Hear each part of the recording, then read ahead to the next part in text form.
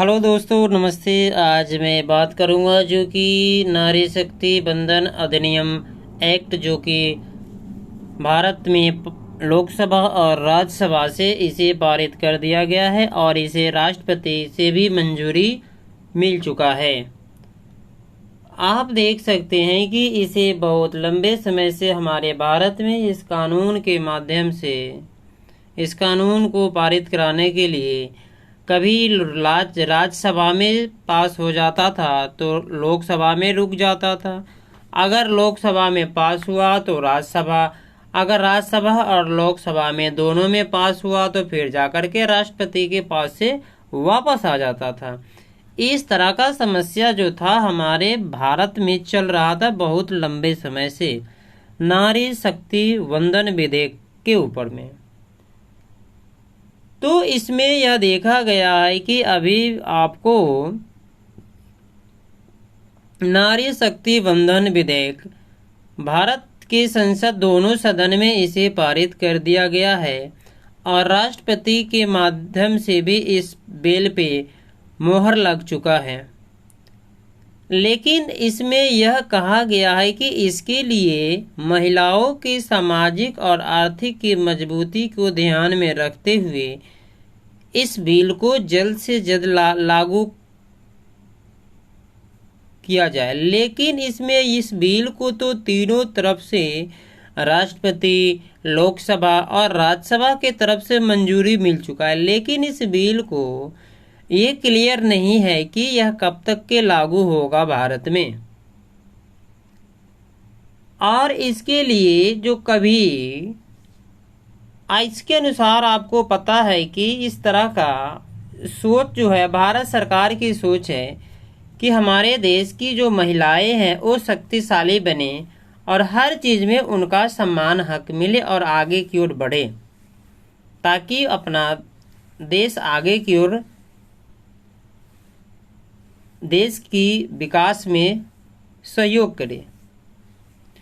लेकिन इसके लिए कुछ बात करूं, कुछ ऐसे और भी देश हैं, जैसे मैं ईरान की बात करें तो वहाँ की महिलाएं के लिए हाल ही में जब यहाँ पे नारी शक्ति वंदन विधेयक को पारित किया गया तो वहाँ पे इसके लिए ईरान में ड्रेस कोड संबंधित विधेयक को पारित कर दिया गया और वहाँ पे महिलाओं को हिजाब पहनने के लिए अनिवार्य बना दिया गया। तो आप इसे देख सकते हैं कि सभी अपने अपने जो देश का जो नज़रिया है, देश के लोगों का, वहाँ का प्रशासन सरकार किस हिसाब से वो अपने जनता को आगे की ओर बढ़ाना चाहती है, एक खैर उन पर निर्भर करता है। तो इसके लिए यह बताया गया है कि आपको यहाँ पे समझना है कि जब ये जो नारी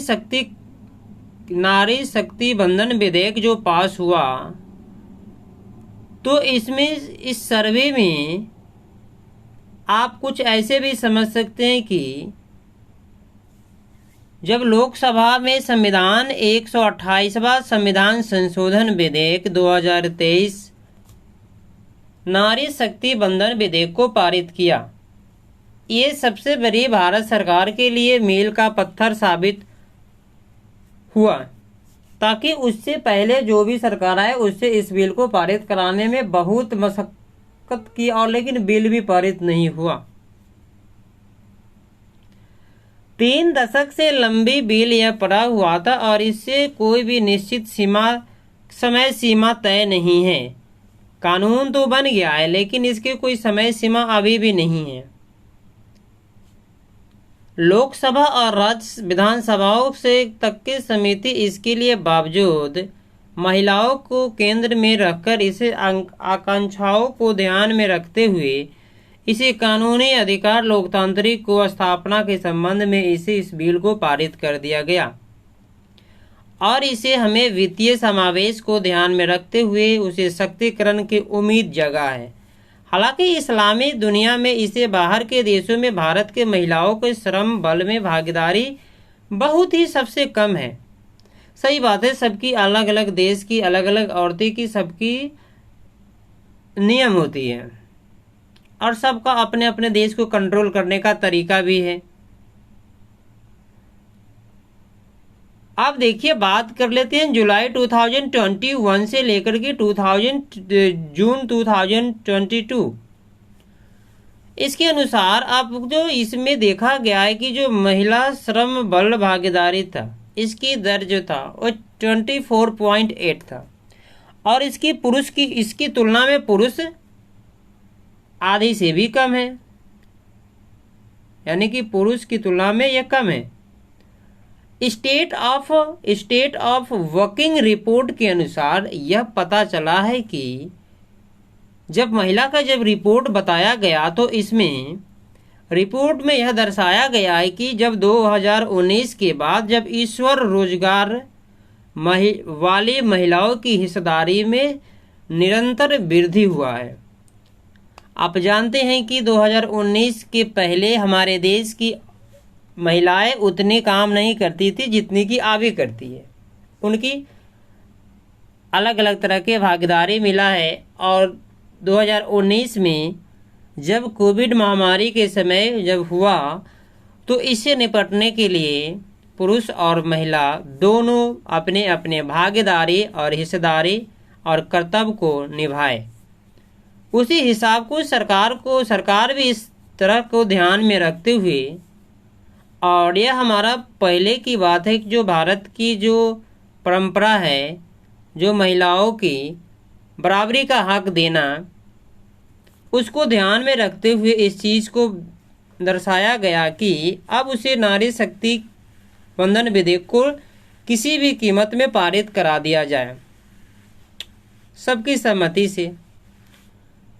हालांकि इसके लिए आपको कृषि अलग अलग क्षेत्रों में इसे देखा गया है बहुत अच्छे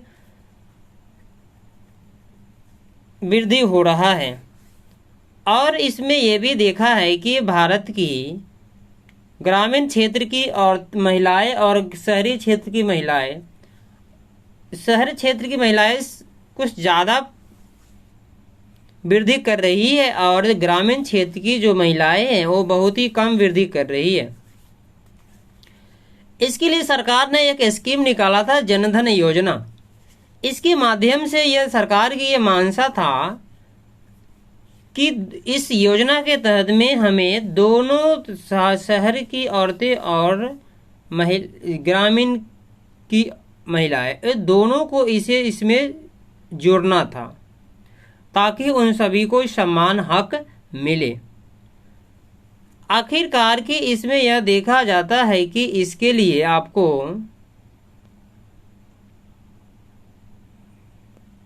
जब पहले पुरुष काम करते थे तो 394 रुपये उनको मिलता था।